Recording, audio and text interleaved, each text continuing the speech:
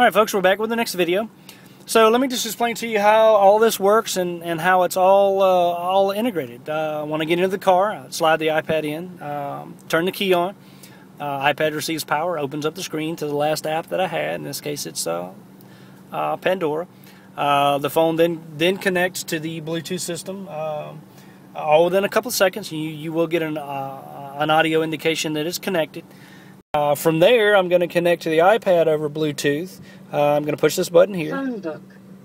Bluetooth audio. Just to go through all the sources. Bluetooth USB. Bluetooth audio. Line in.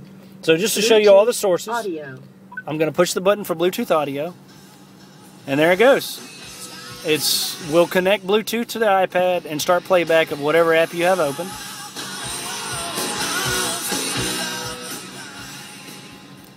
So if I make a call, who do you want to call? Now I'm not going to make a call right now because it would terminate this video, but whenever you do make or receive a call, and when the call is connected, it will pause the iPad, and when the call is finished, it will resume playback.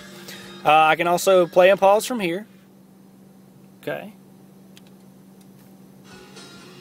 Very easily. I can do track skip. Okay, now we have an annoying ad over Pandora. Got a fix for that. I'm gonna install. So you know it is a truly integrated system, and that's not something I've seen with any of the other iPad installs. Most of them, like I said, will have a volume knob similar to this right here. This is my subwoofer level control here. Okay. So I can control the subwoofer level. But I haven't seen any other fully integrated iPad systems with full control from the steering wheel. So I can do all that from one thumb. So I'm enjoying that very much. So let me just show you some of the other things that I've got on here. I've got my weather app so I can check my weather. I've got the Yellow Pages app. I've got gas prices, movies for movies in the theaters, Facebook. You know, stuff like that, YouTube. I'm actually using an application called ProTube HD. It is a Cydia app, which you have to jailbreak your iPad to be able to get that. Now, I would recommend jailbreaking. It really does open up the freedom of everything you can do with this through a jailbreak. And I'm getting all my data from the phone itself. This is a 3G 64 gig iPad, but I don't pay for the data plan because I don't have to. I've got an unlimited plan on the phone. And so I tether wirelessly to the iPad, and that's how I get all my data for all the apps that require Wi-Fi data. So, you know, the reason I bought the 3G iPad was not because it had 3G, it's because it has the GPS receiver in it. And so, you know, that goes to our GPS app. Now, I love GPS systems. I've owned every one from Pioneer and Kenwood since 2006, and they've all been limited in one way or another that always just kind of bothered me a little bit. So here I've got an app. It's called Navigon. It's the best GPS app as far as I'm concerned. It really does offer you a lot of cool functions. You know, a lot of features. You get your POI search. You got Google Local Search, which is very cool. I've got live traffic on here, integrated traffic. You know, so anytime I run into any traffic situations, it will reroute around traffic. It also has kind of a weather feature that will show you what the weather's like at your destination. It does give you speed limit on the map and the speed that you're traveling here. So I really love this app. I use it quite extensively. I've got a lot of in-app purchases. It has a 3D terrain function that I've got. It has a red light camera database that I've got. It also has an iPad or an iPod function to where you can hit that right there and choose what song you want to play out of the iPod app. It's a very good navigation app as far as I'm concerned. One of the best, and certainly better than any head unit with built-in navigation as far as I'm concerned. So I've also got Garmin here as well. This is a full Garmin Navigation app with 3D terrain, 3D buildings, junction view, all the nice toys that you do get with Garmin. You've got all that here as well. Let me just touch the map. And traffic down here as well. So got quite a bit of functions.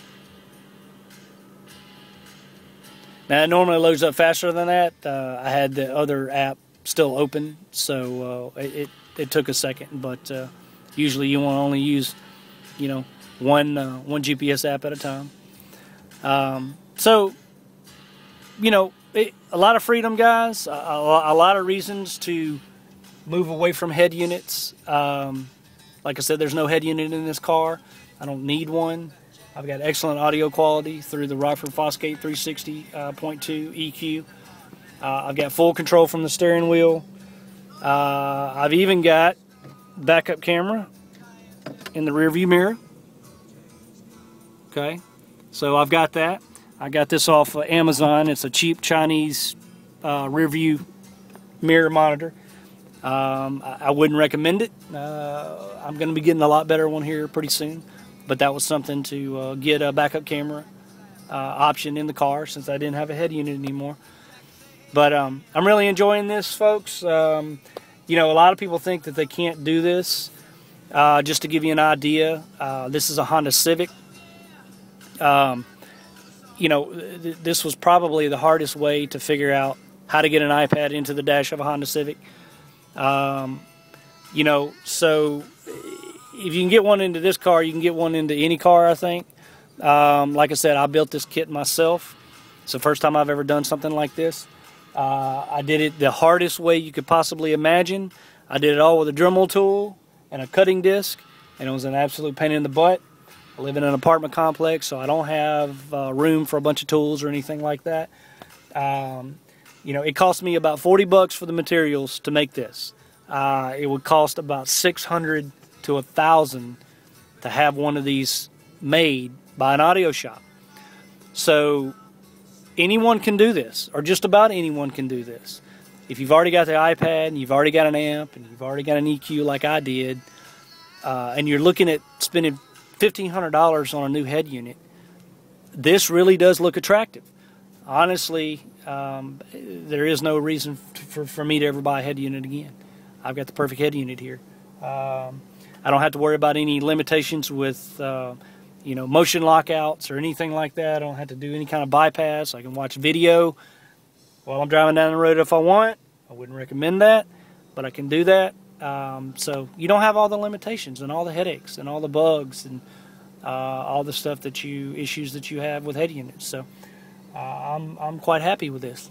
So I'm gonna end this video now, and I'm gonna come back and I'm gonna show you something cool with this app here called Air Server. And stay tuned, and I'll be right back with that.